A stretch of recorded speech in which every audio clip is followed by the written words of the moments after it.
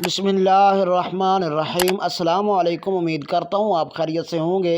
आज हमारी वीडियो का टॉपिक है कि कुरान में बीवी को खेती क्यों कहा गया। अगर हमारा ये वाक़या अच्छा लगे तो हमारे चैनल को सब्सक्राइब करें, ये आपकी तरफ से प्यार होता है। चलिए वीडियो की तरफ। कुरान पाक का इजाद है, इस पर जितना गौर करो उतने ही मफाहिम सामने आते हैं। हमारे यहाँ एक आयत को अमूमन मियाँ बीवी के जिनसी ताल्लुकात की हद तक महदूद कर दिया जाता है। यकीनन सियाक व सबाक के साथ देखें तो हुक्म ऐसा ही है, लेकिन सवाल ये है कि इसे बड़े कैनूस पर क्यों नहीं देखा जाता। पहले सूरतुल बकरा की आया मुबारक देखें, निसाउकुम हर्सुल लकुम फअतू हर्सकुम अन्ना शिअतुम। तुम्हारी औरतें तुम्हारी खेतियां हैं, जिस तरह चाहो अपनी खेती में जाओ। मुझे इससे इख्तलाफ नहीं कि यहाँ इस्लाम खानगी उलझनों को दूर करते हुए रहनुमाई कर रहा है, लेकिन गौर करें कि खेती की ही मिसाल क्यों दी गई। यहाँ लफ्ज खेती ने मुझे सोचने पर मजबूर किया। तुम्हारी औरतें तुम्हारी खेतियां हैं। अब दूसरा रुख देखें, आप किसान हैं, आपके पास जमीन है, लेकिन आप उस पर तवज्जो नहीं देते,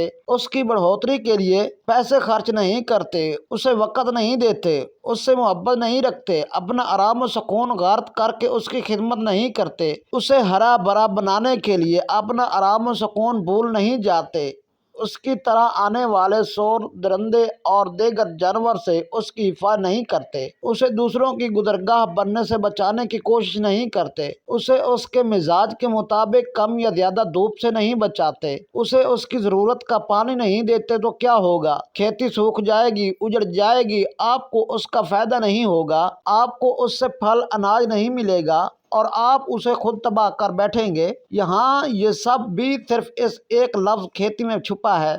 आप शादीशुदा हैं तो आपकी बीवी उस खेती की तरह है, आपकी तवज्जो चाहती है, आप उसके नखरे उठाएं, उसे तवज्जो दें, उससे अपनी मोहब्बत का इजहार करें, उसके पास रहें, उसकी ज़रूरियात का ख्याल रखें, उसके मुहाफ़िज बने, उस पर पैसे खर्च करें, उसके तहफ़्फ़ुज़ के लिए दूसरों के सामने खड़े हों, उसकी तरफ देखने वाले सूरों दरिंदों को मार भगाएं, उसे खुश देखने के लिए, उसके आराम और सुकून के लिए अपने माल में से खर्च करें। जब आप उसे ये सब मुहैया करेंगे तो यकीन वो हरी भरी रहेगी, उसका लहलहाना आपके दिल को खुश करेगा। लेकिन अगर ऐसा नहीं करेंगे तो वो मुरझा जाएगी और उसे देखकर आपका भी दिल जल जाएगा। ये फितरत है, ये कुदरत का असूल है और ये कुरान की आयत मुबारक के एक लफ्ज़ में छुपी हकीकत है। औरत इतनी ही तवज्जो चाहती है जितना किसी भी खेती को अपने किसान की तवज्जो दरकार होती है। बदकिस्मती से आपको इस आयत मुबारक की जहाँ भी तशरीह या जिक्र मिलेगा वो बस जिनसी मिलाप तक ही महदूद मिलेगा।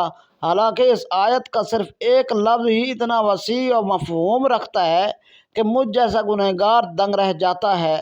अल्लाह ताला से दुआ है कि अल्लाह ताला हमें हर आफत और मुसीबत और परेशानी से महफूज रखे।